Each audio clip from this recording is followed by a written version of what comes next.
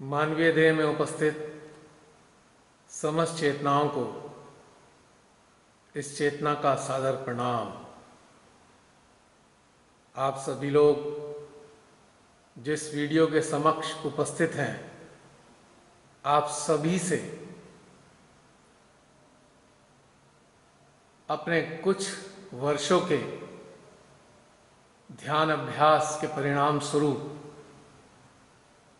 जो भीतर में कुछ अनुभव हुए हैं, जो खास तौर से आज की जो समस्या है पैंडेमिक, उससे संबंधित शेयर करने जा रहे हैं। आप सबके साथ हम दो चीज़ों को शेयर करना चाहेंगे।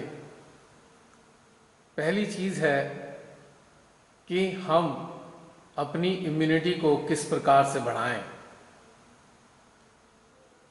हम ऐसा क्या करें जिससे हमारे भीतर में एंटीबॉडीज़ के रफ्तार बनने की तेज हो सके।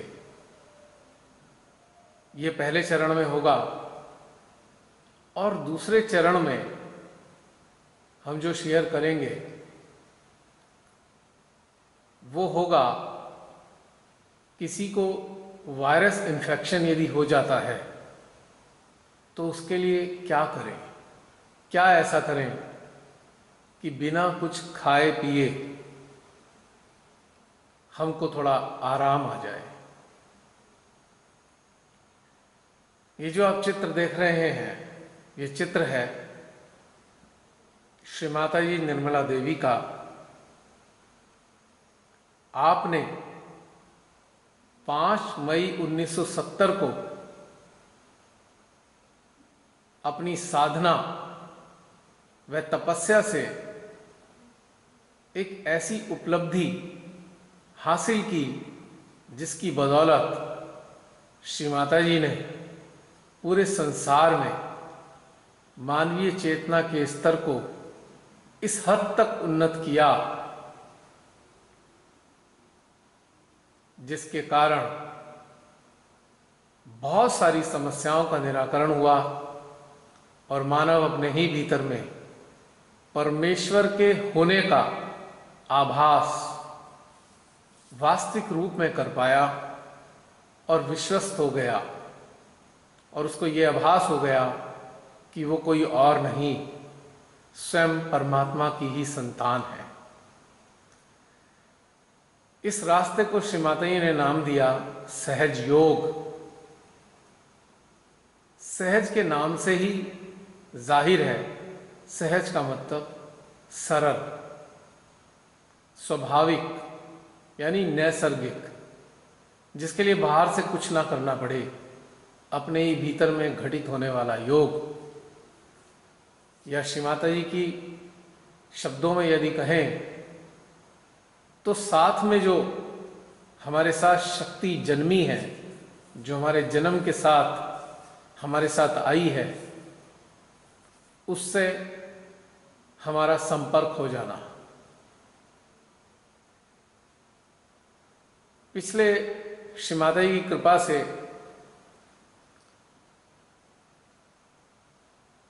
21 वर्षों से उनके चरणों में रहने का सौभाग्य प्राप्त हुआ है।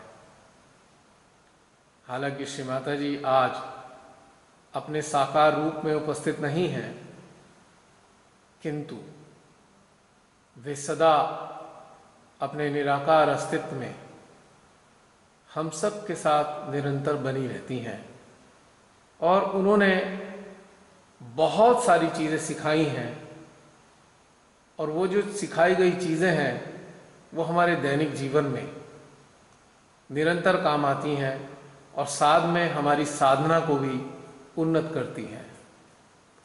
आप सबसे मैं ये शेयर करना चाहता हूँ कि मैं कभी भी बाहरी रूप से धर्मों का, जो भी धर्म है बाहरी रूप से दिखाई देते हैं, उनका अनुयायी नहीं रहा हूँ। एक प्रकार से आप मुझको नास्तिक भी कह सकते हैं, जिसको मंदिर, मस्जिद, गिरजा, गुरुद्वारे से कभी कोई लेना देना नहीं रहा है। हाँ, मैं पूर्ण हृदय से समस्त धर्मों की और उनके स्थापना करने वालों की हृदय से रिस्पेक्ट करता हूं, सम्मान करता हूं सबका, क्योंकि जो भी धर्म आए वो सारे के सारे धर्म बेसिकली एक मार्ग थे ईश्वर के साथ एकाकार होने के। कालांतर में ये धर्मों का रूप लेते चले गए। जिन्होंने भी ये रास्ते हमें दिए, जिन ऊंचे ऊंचे लोगों ने, ऊंची ऊंची शख्सियतों ने, उन्होंने रास्ते दिए ईश्वर को अपने समीप में लाने के, या यूं कहें ईश्वर के समीप जाने के। किंतु समय के बीतते साथ साथ ये धर्मों के रूप में परिवर्तित होते चले गए और आज जहां तक मैंने जाना है, ईश्वर के साथ जुड़ने के लिए पूरे विश्व में लगभग 222 मार्ग अपनाए जाते हैं। हाँ, उनमें से कुछ मुख्य हैं जो हम सभी जानते हैं।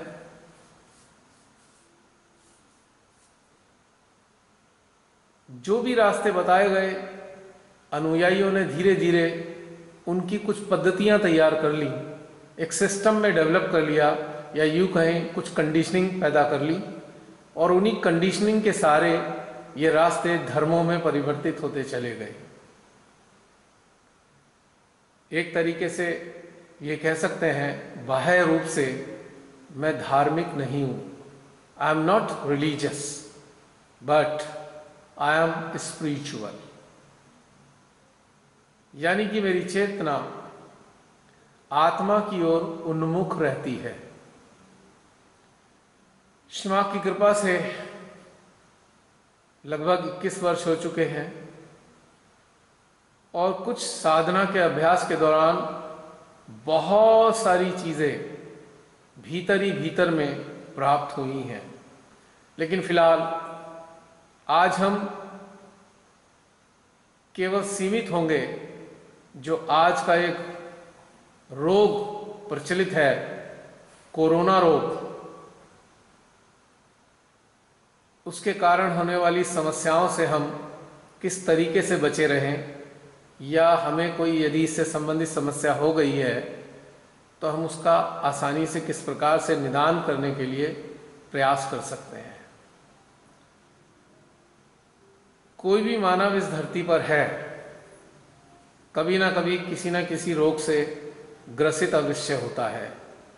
हम भी, कोई गारंटी नहीं है कि जिस रोग के बारे में हम बात कर रहे हैं उससे ग्रसित ना हो पाए। हो सकते हैं, इन्फेक्शन हो सकता है, चारों तरफ समाज में आना जाना होता है, कहीं ना कहीं से लग सकता है।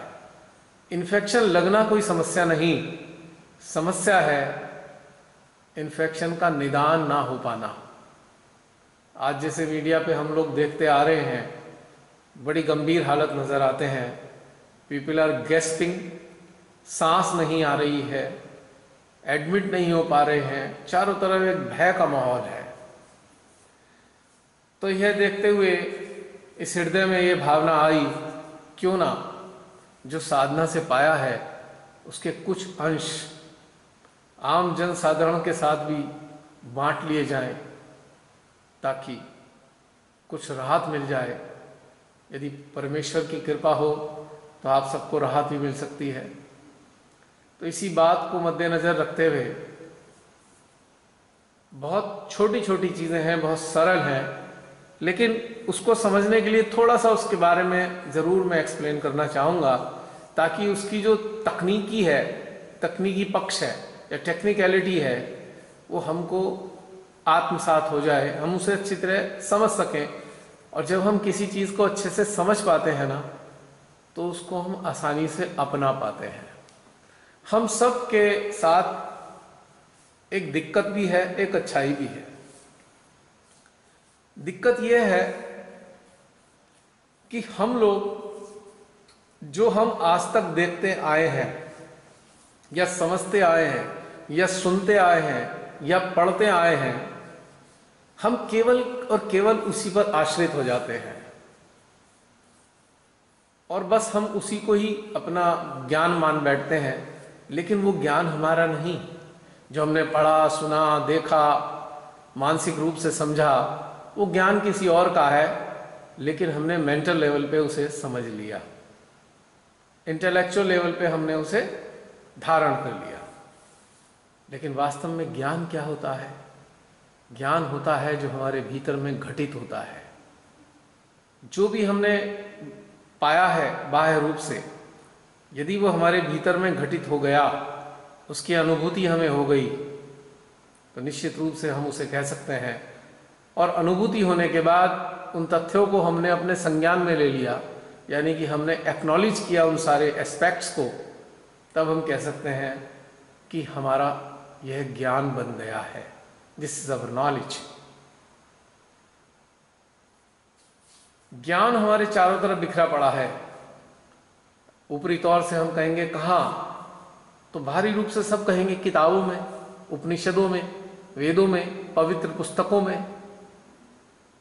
ऑफ कोर्स, क्या कभी हमने सोचा है जिन लोगों ने वो पुस्तकें लिखी, उन्होंने ज्ञान कहां से पाया?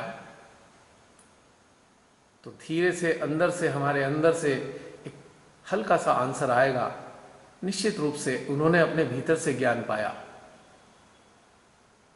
तो इसी कड़ी में हम ये कह सकते हैं, श्री माता जी के मार्गदर्शन में हमने अभ्यास किया, साधना की, जो तथ्य उन्होंने बताए उस पर चल के देखा, और देखने के बाद जो भीतर से प्राप्त हुआ, बस आप सबके साथ वही शेयर करना है, उसके अतिरिक्त कुछ भी नहीं।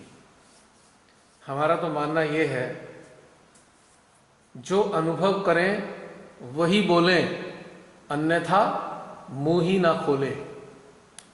भारी रूप से तो बहुत कुछ पढ़ा लिखा होता है, जिसे कहते हैं हम लर्नड नॉलेज, हर्ड नॉलेज, लेकिन वो सारी की सारे तथ्य हमारे भीतर में क्या अनुभव होते हैं?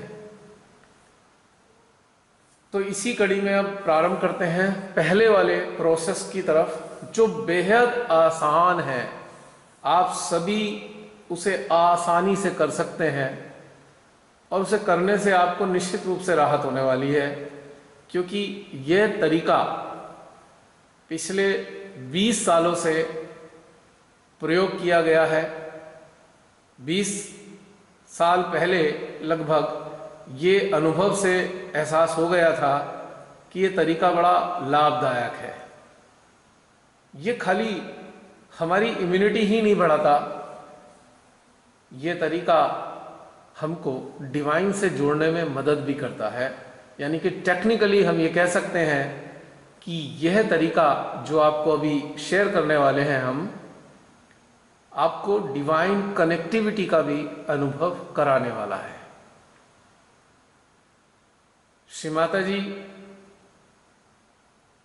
एक दिव्य अस्तित्व है। अभी मैं कुछ शब्दों में नहीं कहना चाहूंगा, लेकिन आप धीरे धीरे इस बात को अनुभव करेंगे और अपने से जानेंगे। जब आप अपने से जानेंगे तो बहुत अच्छा रहेगा, क्योंकि वो आपका अपना व्यक्तिगत ज्ञान होगा। यदि मैं अपने मुंह से कुछ कहता हूं तो आप ये कहेंगे हाँ हमने सुना है, पर हम ये चाहते हैं कि आप सुनकर विश्वास ना करें या सुनकर कुछ बात ना माने, अपने अनुभव के आधार पे ही महसूस करें। हम कोई भी चीज़ मानते कब हैं? आम हालात में यदि किसी बात की इंफॉर्मेशन हमारे माइंड में सेव होती है और हमें अगर कोई चीज़ बाहर से पता लगती है तो वो टैली होती है। जो हमारे माइंड में सेव है और जो हम तक नई सूचना आई है वो अगर टैली हो गई है तो हम कहेंगे हाँ ये ठीक है। यदि टैली ना हो तो हम तत्क्षण उसे काट देते हैं, रिजेक्ट कर देते हैं कि नहीं, this is not true, because that thing is not matching with our old information. इस प्रकार से हम लोग बड़े होते हैं। लेकिन आप सबको पता ही है, बहुत सारी ऐसी चीज़ें हैं जो नई होती हैं लेकिन वो सत्य होती हैं और उसे हम अनुभव करते हैं। उसकी प्रमाणिकता हमें तब मिलती है जब हम अपने भीतर में उस चीज़ का अनुभव कर रहे होते हैं। आप सब जानते होंगे, प्राचीन काल में जो योगी रहे हैं उन्होंने बहुत सी पद्धतियां संसार को दी कल्याण के लिए।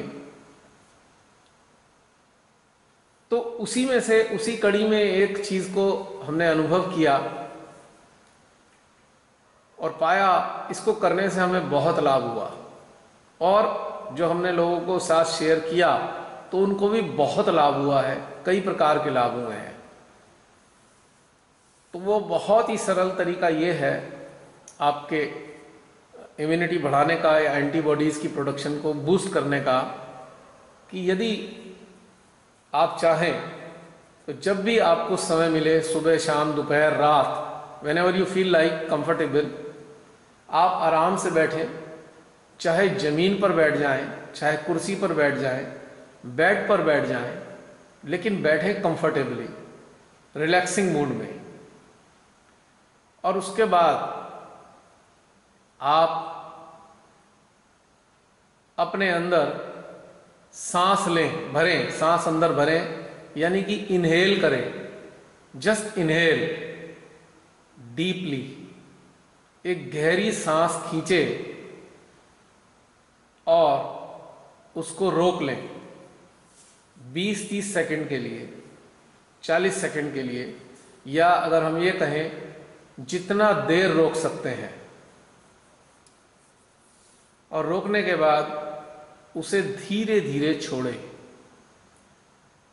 यदि हम योगा की विषय में कहें या योग की तरीके से इसे समझें तो हम इसे कह सकते हैं प्राणायाम।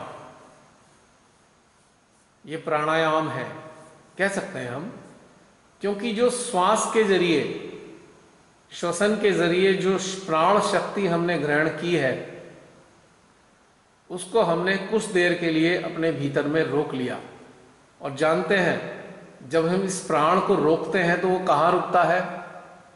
वो रुकता है हमारे सेंट्रल हार्ट में, हृदय के बीचों बीच,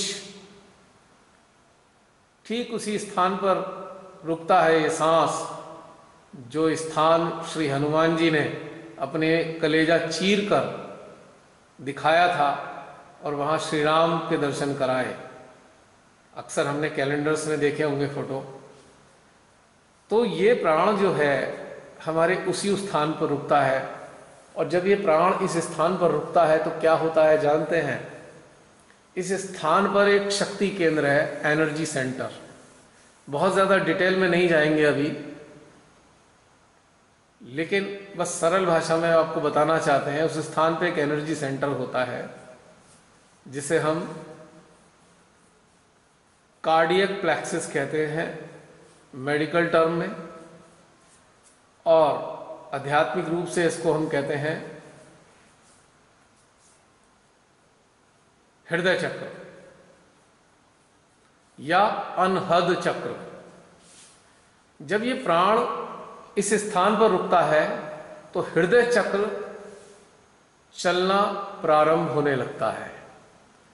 और यही हृदय चक्र जो चलता है तो यह बनाता है एंटीबॉडीज। हमारे शरीर के सुरक्षा प्रहरियों का निर्माण ये चक्र करता है। और इसकी गति कब तीव्र हो जाती है? जब इसको हमारे तालु भाग यानी कि हमारे हेड के जो क्राउन से जो कनेक्टिविटी यानी कि एनर्जी मिलनी जब प्रारंभ हो जाती है, शुरू हो जाती है, तब यह चक्र और तेज चलने लगता है। और उसके बाद यह चक्र एनर्जी प्रोड्यूस करता है। वो एनर्जी पूरे शरीर में रोटेट होती है, घूमती है, भ्रमण करती है और बाकी के एनर्जी सेंटर्स को भी एक्टिवेट कर देती है। टोटल जो मेन सेंटर्स होते हैं हमारे शरीर में ये श्रीमाता जी ने बताई है पूरी साइंस ये। तो टोटल मेन सेंटर्स तो 7 होते हैं, लेकिन उनके सब चक्रास को अगर मिला दिया जाए तो टोटल 21 चक्रास हमारे शरीर के अंदर सटल फॉर्म में एग्जिस्ट करते हैं। जब प्राण यहाँ पर हृदय में रुकने लगता है तो ये हमारे हृदय चक्र की गति को तेज करता जाता है और हृदय चक्र और एनर्जी प्रोड्यूस करता है, एंटीबॉडीज प्रोड्यूस करता है और बाकी के चक्र भी चलने प्रारंभ हो जाते हैं। ये 21 के 21 चक्र हमारे शरीर के मुख्य 21 भागों की देखभाल करते हैं, 21 अंगों की देखभाल करते हैं। और जब ये 21 की भी चक्र चलने लगते हैं तो वो हमारे अंग जो हैं वो अच्छे हो जाते हैं। अगर उसमें कोई समस्या आ भी गई है तो धीरे धीरे वो समस्याएं ठीक होने लगती हैं। इसका बेनिफिट स्पिरिचुअल लेवल पे तो बहुत ज्यादा है। बेसिकली ये जो चीज है स्पिरिचुअली गेनिंग के लिए है, लेकिन स्पिरिचुअल गेनिंग के रास्ते में जब हम चलते हैं तो हेल्थ पर इसका अपने आप ही पॉजिटिव इफेक्ट आना प्रारंभ हो जाता है। हमारे बॉडी पार्ट्स पे अच्छा प्रभाव पड़ने लगता है। यानी कि इस रास्ते के बाई प्रोडक्ट है कि हमारी हेल्थ अच्छी होने लगती है। वो किस लिए अच्छी होने लगती है? इस रास्ते पर चलने से हमारा मन प्रसन्न हो जाता है, हमारा हृदय प्रसन्न रहने लगता है, तो जिससे हमारे जो इमोशनल सेटबैक्स हैं या इमोशंस के कारण ही हमारे चक्र खराब हुए थे या खराब हो रहे हैं, तो इमोशन जब ठीक हो गए, इमोशन बैलेंस हो गए या निगेटिव इमोशंस इवेपोरेट हो गए, तो ऑटोमेटिकली हमारे शरीर की बहुत सारी चीजें ठीक होने लगती हैं। तो दोबारा रिपीट करना चाहूंगा मैं आप सबके लिए कि कंफर्टेबली बैठकर आप गहरी सांस लें, यानी कि इनहेल करें और उसको रोक लें 20, 30, 40 सेकंड के लिए, 50 सेकंड के लिए और धीरे धीरे छोड़ें। जब आप ऐसा कर रहे होंगे आप नोटिस कीजिएगा, जब आप सांस अंदर को भरते हैं और रोकते हैं तो आपको थोड़े समय बाद आपके क्राउन पर, यानी कि तालू पर, सर के ऊपर का जो हिस्सा है सॉफ्ट जो रहा होता है बचपन में, उसमें एक प्रेशर जैसा या दर्द जैसा हल्का सा महसूस होना प्रारंभ हो जाएगा। ये बहुत अच्छे लक्षण है। यदि यहाँ एक प्रेशर आने लगता है तो ये बहुत अच्छे लक्षण है, क्योंकि कुछ समय बाद, उसके भी कुछ समय बाद इस प्रेशर के आपको यहां पर खिंचाव आना प्रारंभ हो जाएगा, एक पुलिंग सेंसेशन फील होने लगेगी। शुरुआती दौर में आपको इस तालू पर हल्की हल्की सरसराहट महसूस होगी, गर्माहट महसूस होगी, ठंडक महसूस होगी। ऐसा महसूस होगा जैसे पीपरमिंट किसी ने बिखेर दिया हो। और कुछ समय के अभ्यास के बाद आपको यहाँ पर एक खिंचाव जैसा आना शुरू हो जाएगा, पुलिंग सेंसेशन, जैसे कुछ खींच रहा है ऊपर। और ऐसा ही खिंचाव आपके सेंट्रल हार्ट में भी आएगा, एक वैक्यूम की फीलिंग जैसी। यानी कि जब आप सांस रोकेंगे तो एक प्रेशर आपके सहस्त्रार पर, यानी कि क्राउन पर आएगा, और जब आप सांस छोड़ेंगे तो आपके सेंट्रल हार्ट में एक वैक्यूम की फीलिंग होगी। ये दोनों ही लक्षण बहुत अच्छे हैं। अगर ये दोनों लक्षण आने शुरू हो गए तो इसका मतलब आपके जो दोनों सेंटर हैं, एनर्जी सेंटर, इसने काम करना शुरू कर दिया। जो क्राउन पर जो चक्र है उसको हम कहते हैं सहस्त्रार चक्र। सहस्त्रार एक जो है संस्कृत का शब्द है, एक तरीके से हम कह सकते हैं सहस्त्रार यानी कि सैकड़ों। इस स्थान पर श्री माता जी ने बताया है, इस तालु भाग में 1000 छिद्र हैं सहस्त्रार में, 1000 होल्स। जिन्हें ब्रह्म रंध्र कहा जाता है। रंध्र का मतलब होल्स, ब्रह्म का मतलब आप जानते हैं ब्रह्म क्या होता है, डिवाइन एनर्जी। यानी कि इन होल्स के जरिए हमारे भीतर में डिवाइन एनर्जी आती है और उस डिवाइन एनर्जी की शक्ति से ही हमारा हृदय चक्र चलना प्रारंभ हो जाता है।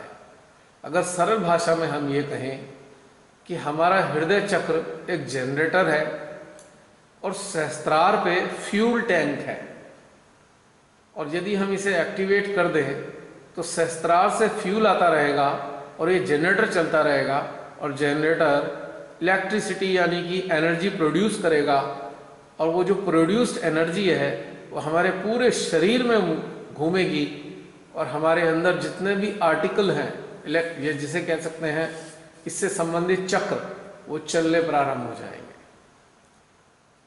बताने में आसान है, या ये कहें कि बताने में आपको ये लगेगा कि हाँ ऐसा जल्दी से हो जाएगा, लेकिन जब हम अभ्यास करते हैं तो कुछ समय लगता है ऐसी स्थिति को आने में। और जब आपके सेंटर हार्ट में एक वैक्यूम की फीलिंग होगी और सहस्त्रार में, हेड में एक खिंचाव जैसा पुलिंग सेंसेशन होने लगेगी, तो इन दोनों ही लक्षणों को हम कह सकते हैं द स्टेट ऑफ कनेक्टिविटी। यानी कि डिवाइन पावर से आपका कनेक्शन स्टेब्लिश हो गया है, जिसे हम निरंकार भी कह सकते हैं, निराकार भी कह सकते हैं। अब ईश्वर की कोई शक्ल सूरत तो होती नहीं है, आप सबने किताबों में जाना होगा या बहुत से लोग अंदर से भी जानते हैं, वो बिना किसी रंग रूप आकार का है निश्चित रूप से। तो आखिर वो किस फॉर्म में है? वो है एनर्जी की फॉर्म में। और जब इस प्रोसेस से हम कनेक्ट हो जाते हैं तो एनर्जी की फॉर्म में हमारे भीतर आना शुरू हो जाते हैं और हमारे सिस्टम को एनर्जाइज करते चले जाते हैं, और इससे हमारे भीतर में इम्यूनिटी बढ़ने लगती है, चूंकि एंटीबॉडीज प्रोड्यूस होने शुरू हो जाते हैं। तो एक छोटा सा एक प्रोसेस मैंने आपको बताया है। अब इसके पीछे एक सरल भाषा में बताना चाहूँगा टेक्निकल रीज़न। आप सभी जानते हैं जब हम सांस लेते हैं तभी हम जिंदा रहते हैं, यानी कि जीवित रहने का एक ही जरिया है, वो है सांस लेना। और इस रेस्पिरेशन में, इस ब्रीदिंग प्रोसेस में हमारे अंदर जो शक्ति आती है वो ईश्वर का दिया हुआ एक प्राण होता है, प्राणा। प्राण हमारे भीतर में आता है, भ्रमण करता है, हमारे अंदर के सिस्टम को पोषित करता है और फिर वो एक तरीके से रिलीज हो जाता है। तो इसी प्राण को हम अपने सेंट्रल हार्ट में रोकते हैं। और आप जानते हैं हमारे हृदय से जुड़ी हुई क्या चीज़ है, यानी कि लंग्स। और आजकल जो प्रॉब्लम्स हो रही है वो लंग्स की ही हो रही है। लंग्स के अंदर फाइब्रोसिस हो जाता है,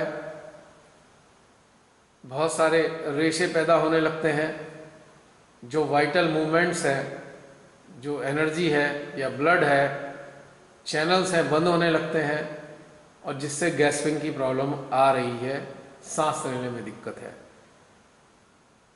तो इसका मतलब क्या हुआ? इस प्रोसेस से हमने क्या किया?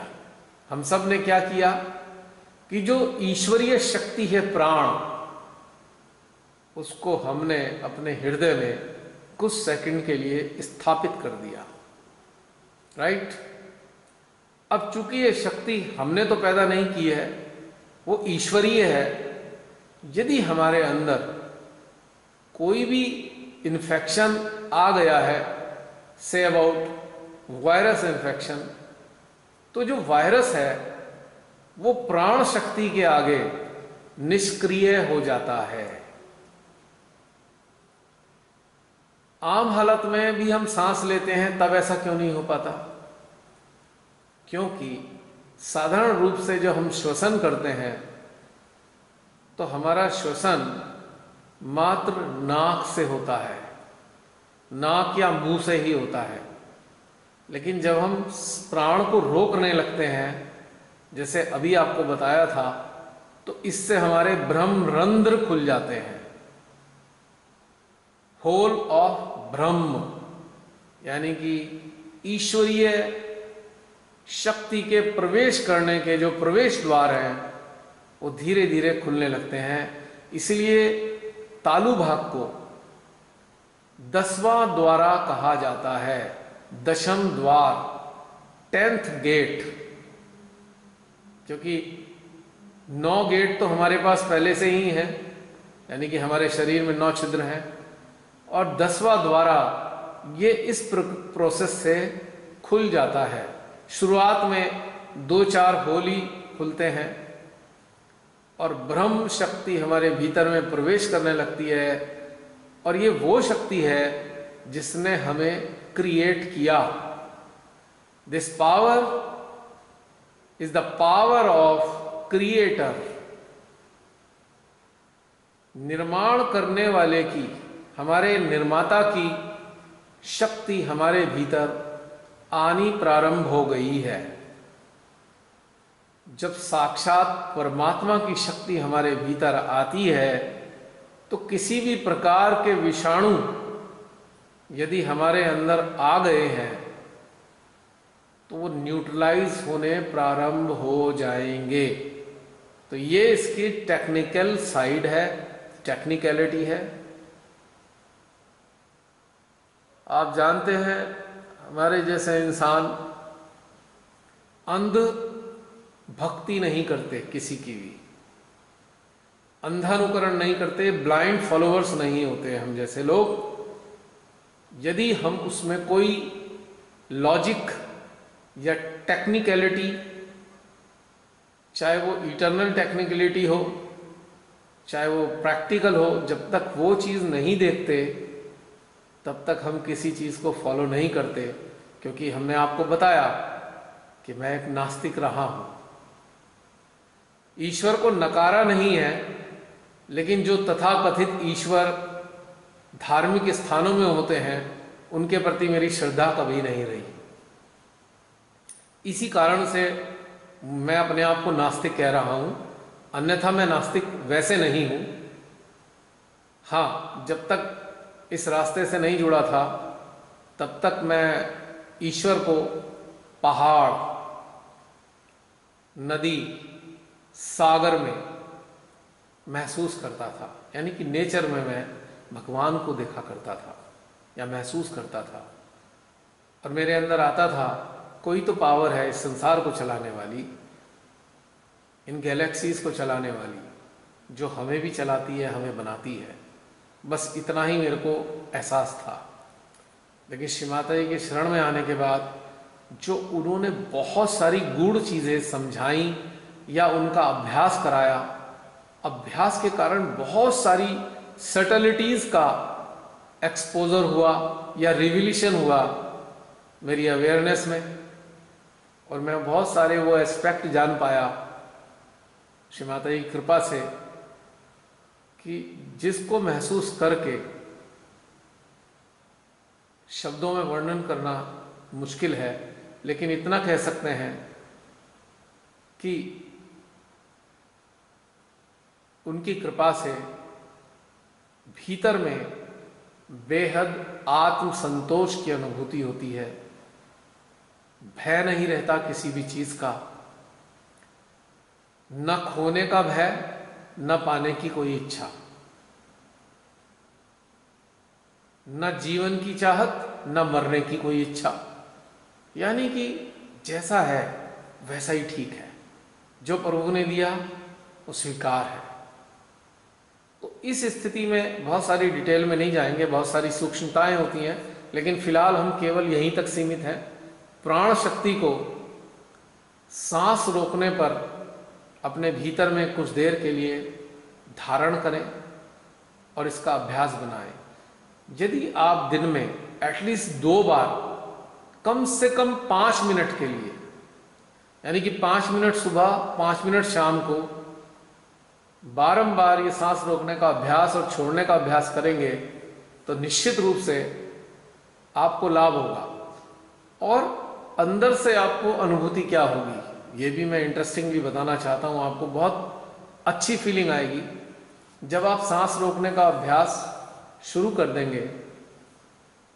तो आप पाएंगे 1-2 दिन के अंदर कि आपके अंदर बहुत सारे फियर थे, अलग अलग प्रकार के फियर थे, अनेकों चीज़ों को लेकर फियर थे, वो धीरे धीरे डिमिनिश होते जा रहे हैं, घटते जा रहे हैं। और आपका सेल्फ कॉन्फिडेंस बूस्ट हो रहा है। तीसरी चीज, आपको एक फ्रीडम महसूस होगी, एक इंटरनल फ्रीडम, जैसे कि आप स्वतंत्र से हो गए हैं, आप बंधे नहीं हैं किसी चीज से। पहले हम बहुत सारी चीजों से अपने आप को एक कैदी जैसा महसूस करते हैं, इस नियम में बंधे, उस नियम में, ये नियम, वो नियम, ऐसा करेंगे तो ये हो जाएगा, ऐसा करेंगे तो ये हो जाएगा, और उससे अनेकों प्रकार की उलझने, भय और एक बंधन सा महसूस होता है। जब आप ये सांस रोकने और छोड़ने का अभ्यास प्रारंभ करेंगे तो उसके कुछ समय बाद आपको ये महसूस होने लगेगा कि आप अंदर से स्वतंत्र होते जा रहे हैं, एक केयर फ्री हो गए हैं, केयरलेस नहीं, केयर फ्री, मस्त होने लगे हैं। और आप अपने अंदर जॉय को अनुभव करेंगे। आपको लगेगा जैसे कहाँ था वो जॉय, जमाना हो गया। कभी हम ऐसी जगह जाते थे या पहाड़ों पे जाते थे या सागर के सामने बैठते थे या नदी किनारे बैठते थे, तब हम बिना बात के जॉयस फील करते थे अपने आप को, अंदर अंदर एक आनंद आ रहा होता था।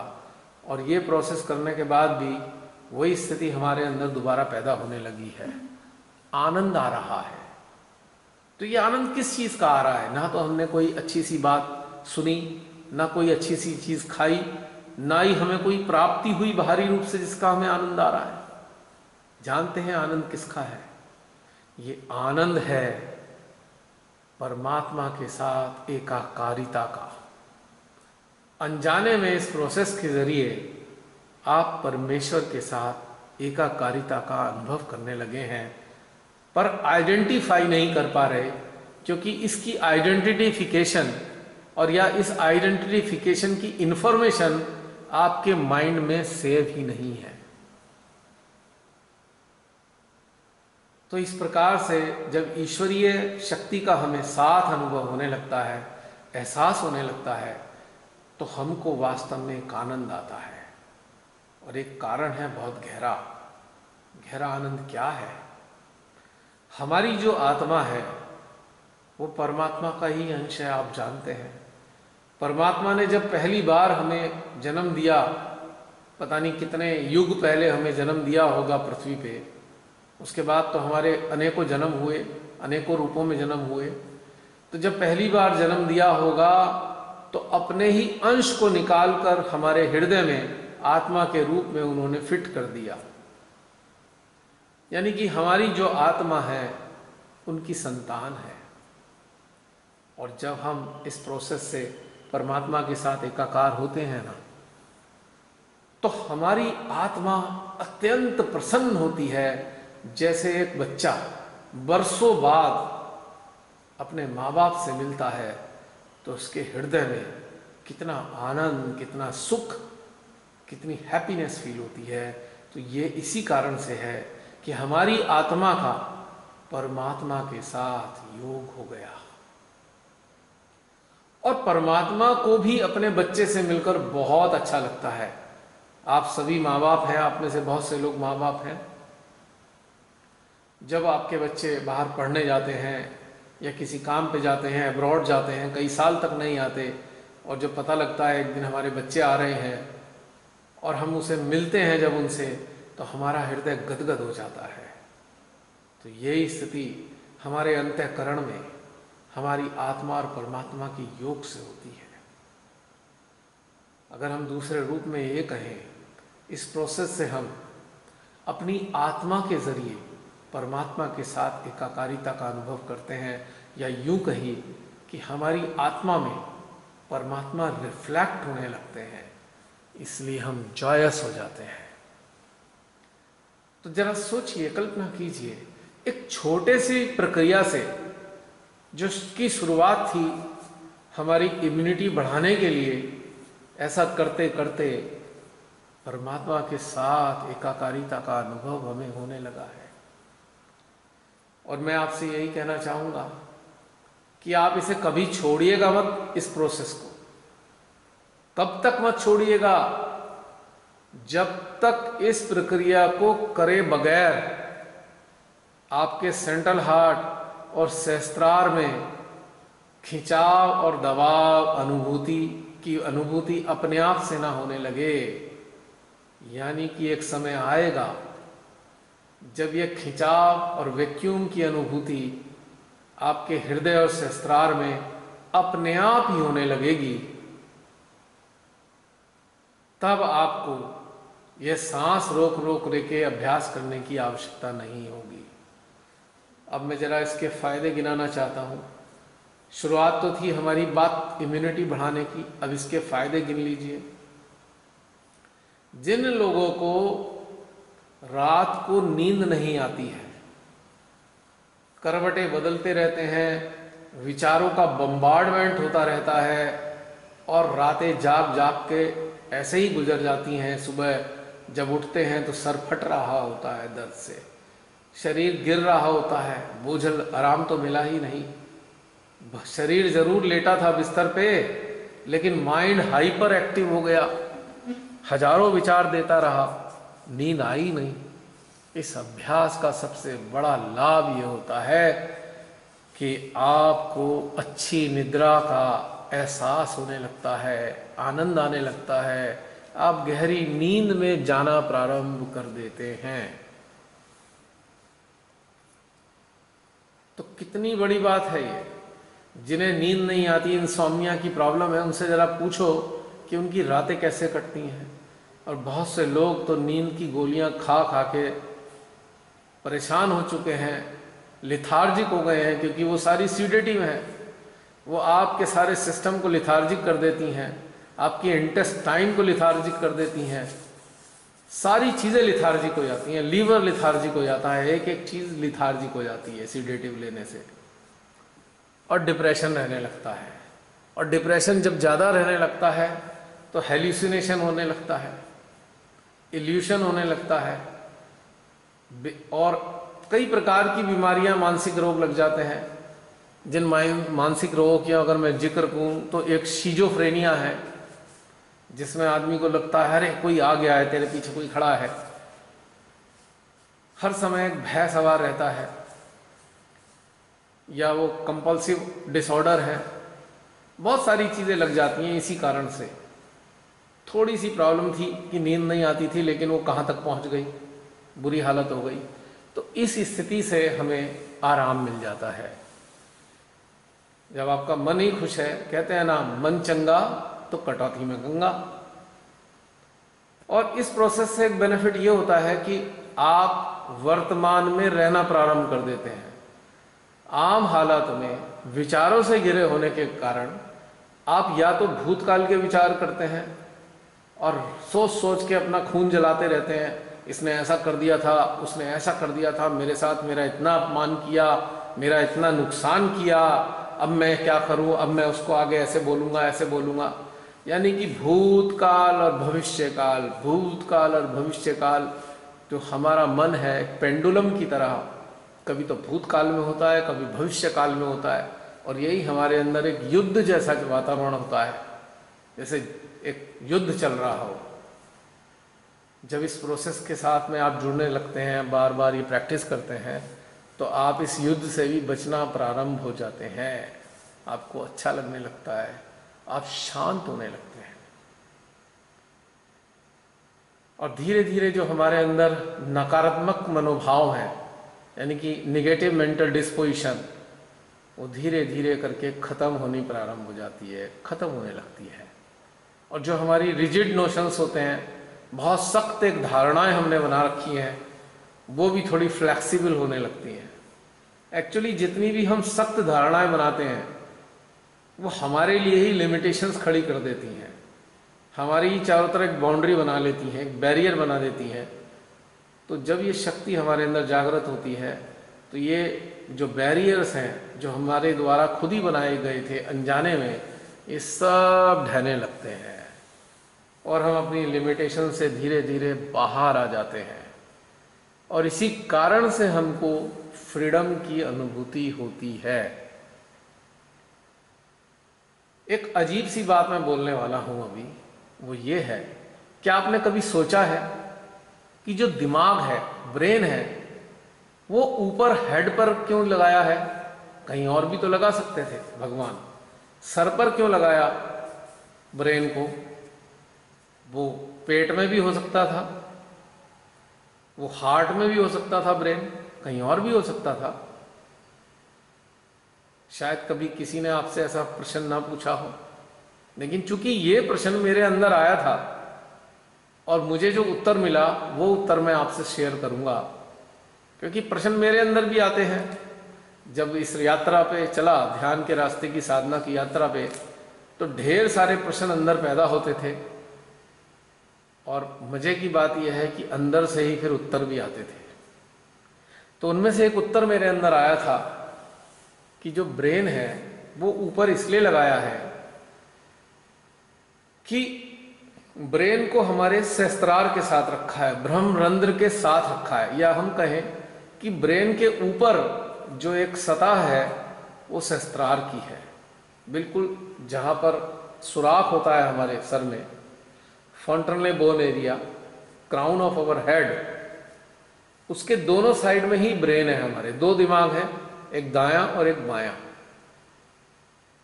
तो लेकिन उस सुराख को बिल्कुल सेंटर में रखा है ब्रेन के। तो क्या जरूरत थी इसे यहां रखने की? तो इसका फिर मेरे अंदर से आंसर आया था कि ब्रेन जो होता है उसको नॉरिशमेंट मिलता है। अच्छे से अगर नॉरिशमेंट चाहिए ब्रेन को, तो ये जो ब्रह्मरंध्र से जो डिवाइन एनर्जी आ रही है, इससे हमारे ब्रेन को नॉरिशमेंट मिलता है, हमारा ब्रेन हार्मोनाइज हो जाता है। आम हालात में जब तक हमारी कनेक्टिविटी नहीं होती डिवाइन से, तो हमारा ब्रेन जो काम करता है, जो स्टोर्ड डेटा है उसी पर काम करता है। लेकिन जब ये ब्रह्मरंध्र खुलने लगते हैं तो एक नया डायमेंशन हमारे अंदर एक्टिव हो जाता है, जिसे हम फोर्थ डायमेंशन कहते हैं, चतुर्थ आयाम। यानी कि चौथा हिस्सा क्या है? हमारे जीवन में, आम जीवन में तीन चीजें होती हैं कि हम अपने भोजन की व्यवस्था करते हैं, दूसरा हम भावनात्मक रिलेशन मेंटेन करते हैं, और तीसरी चीज होती है कि हम दैहिक आवश्यकताओं की पूर्ति करते हैं। यानी कि 3 डायमेंशनल लाइफ होती है हमारी, 3 डायमेंशनल लाइफ। ये 3 डायमेंशनल लाइफ अदर क्रीचर्स की भी होती है। यानी कि जब तक ये 4th डायमेंशन हमारे अंदर एक्टिव नहीं होता, तब तक हम एक आम साधारण पशु सम, एनिमल लाइक लाइफ जी रहे होते हैं टेक्निकली। अब आप जानवरों को देखिए, जानवर भी समूह में रहते हैं, आपस में इंटरेक्शन करते हैं, खाते हैं, पीते हैं, सो जाते हैं। यानी कि पशुओं का जो जीवन चर्या है उनकी आवश्यकताओं तक सीमित होती है। मनुष्यों के पास भी यही चीज है, भावनात्मक, शारीरिक, पेट की आवश्यकताएं पूरी करते हैं, तो वो भी एक तरीके की यही लाइफ है। लेकिन जब तक 4th डायमेंशन एक्टिव नहीं होता, तब तक हम ऐसे ही जीवन जी रहे होते हैं। तो ये जो 4th डायमेंशन है, ये डायमेंशन है डिवाइन का, कि हमारे अंदर एक चौथी चीज आ गई, एक्नॉलेजमेंट आया कि नहीं, कुछ और भी है हमारे साथ जुड़ा हुआ। आम हालात में हम किताबें पढ़ पढ़ के, सुन सुन के, अपने बुजुर्गों से, ज्ञानियों से, संतों से, ऋषियों से बहुत सारी वाणी सुन चुके होते हैं, तो हम कहते हैं हाँ भगवान है क्योंकि उन्होंने बताया है। लेकिन जब हम खुद ये 4th डायमेंशन के एक्टिवेट होने के बाद जब महसूस करते हैं, तो हम खुद एक्नॉलेज करते हैं, yes divine is there, I am connected with divine, मैं ईश्वर से जुड़ा हूं। हाँ ईश्वर होते हैं। और उससे पहले क्या करते हैं हम? केवल पढ़ लिख कर ही या अपने माँ बाप या बुजुर्गों के आधार पे कहते हैं हाँ भगवान होते हैं, या बहुत ज़्यादा दिमाग हमने चलाया तो हम कहेंगे भाई ये दुनिया ऐसे तो नहीं चलती होगी। जैसे मैं कहता था कोई तो है जो चलाने वाला है, बस हमारी ज्ञान यहीं तक सीमित होता है। और हम भगवान के नाम पर जुड़ने के नाम पे कुछ पोथी पढ़ लेते हैं, कुछ मंत्रोच्चारण कर लेते हैं, कुछ रिचुअल्स को फॉलो कर लेते हैं, रिलीजियस रिचुअल्स को, और हम कहते हैं कि हाँ भाई हमने ईश्वर के साथ कुछ ना कुछ कर लिया, या हम ईश्वर से जुड़ गए, मंदिर चले गए या किसी तीर्थ पे हो आए, यही चलता है। लेकिन वास्तव में जब ब्रह्मरंध्र खुलते हैं तब जाके हम कह पाते हैं कि हाँ ईश्वर है और आज मैं ईश्वर से जुड़ा हूं। तो सारी बातें बताने का एक सरल सा मकसद ये था कि महज इसे आप एक श्वसन की प्रक्रिया ना माने या प्राणायाम की प्रक्रिया ना माने। स्टार्टिंग भले ही आप एक प्राणायाम के उद्देश्य से कर रहे हैं, पर इसकी शुरुआत हो रही है उस 4th डायमेंशन के एक्टिव होने से। तो जब ये आप अभ्यास करते रहेंगे तो आपके दोनों केंद्रों पर, सेंट्रल हार्ट और सहस्त्रार में एनर्जी का अनुभव होने लगेगा। तो हमारा ये कहना है आपसे विनम्रता के साथ में कि आप इस अभ्यास को मत छोड़िएगा। आप दुनिया में किसी को भी मानते हो, किसी की पूजा पाठ करते हो, आप किसी को भी अपने हृदय में स्थान देते हो, नाम कोई भी हो उसका, शक्ल कोई सी भी हो, पर शक्ति एक है, ये कहने की आवश्यकता नहीं है। तो आप ये दोनों केंद्रों पर एनर्जी की अनुभूति को कभी भी मत त्यागिएगा, यानी कि निरंतर इसको करते रहिए और कोशिश कीजिए बैठने के अलावा भी आपके दैनिक जीवन के जो कार्य हैं, जितने भी आप बाहर के काम करते हैं, चाहे आप ऑफिस में काम करते हो, चाहे व्यापार करते हो, कोई भी काम करते हैं, तो चलते फिरते, आते जाते, उठते बैठते, टीवी देखते, आप अपने अटेंशन को इन दोनों केंद्रों पर एनर्जी के एहसास करने में लगाए रखिए।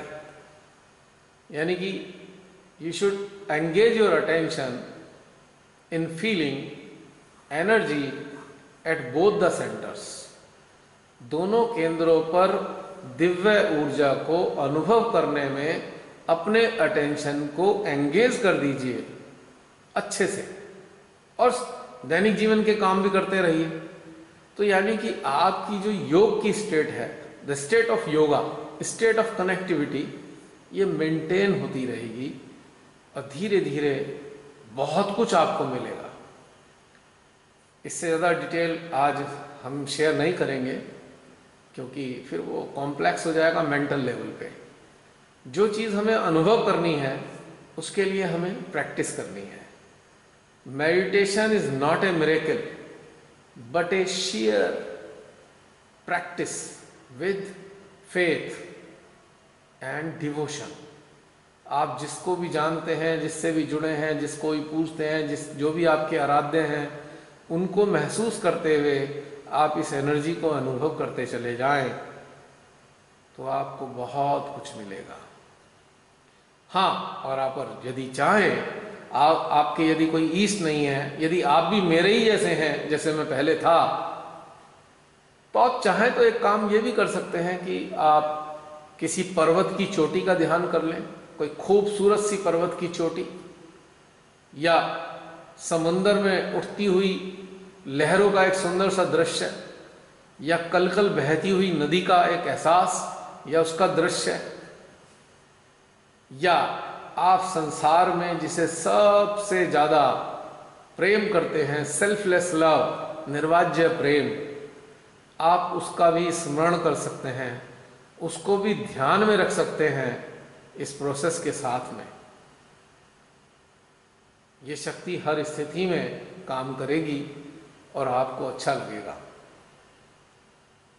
तो एक छोटी सी प्रक्रिया थी, बताने में बहुत टाइम लग रहा है क्योंकि इसके बहुत सारे पहलू मुझे साथ साथ बताने पड़े, क्योंकि इसको बताए बगैर ये आधा अधूरा रहता, एक मात्र छोटी सी एक्सरसाइज रह जाती। लेकिन इस एक्सरसाइज से होना क्या है ये आपको समझ नहीं आता, या जो आपको अनुभव होता उसे आप एक्नॉलेज नहीं कर पाते, और जिसे हम एक्नॉलेज नहीं कर पाते वो चीज़ें वेस्ट हो जाती हैं, उसका लाभ हमें नहीं मिल पाता। और यदि आप चाहें तो आपको अच्छा लगे तो ये जो श्री माता जी का चित्र है, आप आंख बंद करके इनको भी अपने हृदय में स्थान दे सकते हैं। और जब आप इनको अपने हृदय में स्थान देंगे तो आपको आश्चर्य होगा, ये वैसा ही अनुभव होगा जैसे आपके ईस्ट के साथ, आपके अपने जो इंडिविजुअल डेटी हैं, ईस्ट हैं, उनके साथ अनुभव हो रहा है। क्योंकि मैंने कहा, जैसे कि मैं अपने शब्दों में कुछ नहीं कहना चाहता श्री माता जी के बारे में कि ये कौन है, हमने तो अनुभव किया है, और हम चाहते हैं कि आप भी आने वाले समय में अगर आप चाहें तो इनका अनुभव कर सकते हैं। तो ये प्रोसेस था एक छोटा सा, इसके बारे में थोड़ा आपको बताया है। अब इसका दूसरा हिस्सा है, वो भी आपको बताना चाहूँगा कि जब किसी को, ये तो जो हिस्सा था वो आपकी इम्यूनिटी बढ़ाने का था और आपके एंटीबॉडीज़ को, उसकी जो प्रोडक्शन को बूस्ट करने का तरीका था। तो अब जो मैं तरीका बताने जा रहा हूँ आपको, वो तरीका है, श्री माता जी ने ही इसके बारे में बताया हुआ है। जो इस सांस वाला तरीका था, हालांकि श्री माता जी ने इसके बारे में बताया था, लेकिन इसके साथ जो कुछ प्रयोग किए, कुछ रिसर्च किया, अपना R&D किया, तो उसके कारण जो अनुभव प्राप्त हुआ वो मैंने आपको शेयर किया है। जब श्री माता जी ने सहयोग का प्रारंभ किया था तो उस वक्त उन्होंने ये बताया था, यदि आप थोड़ा धीरे धीरे सांस लें या थोड़ा सांस रोकेंगे तो आपको विचार नहीं आएंगे। तो श्री माता जी ने विचार कम करने के लिए ये चीज़ बताई थी, पर इस पे मैंने काफ़ी सारी चीज़ें प्रयोग की, बहुत सारे प्रयोग किए इस पे। तो इसके दूसरे बहुत सारे पहलू मेरे सामने आए, वो मैंने आपके साथ शेयर किए हैं। अब ये जो दूसरा तरीका है, ये वो तरीका होगा कि जब किसी को इन्फेक्शन लग जाए तो उसको न्यूट्रलाइज करने के लिए क्या करें। तो अभी शेयर करते हैं इसको, वो करके बताना पड़ेगा आपको। तो अभी हाजिर होते हैं दोबारा।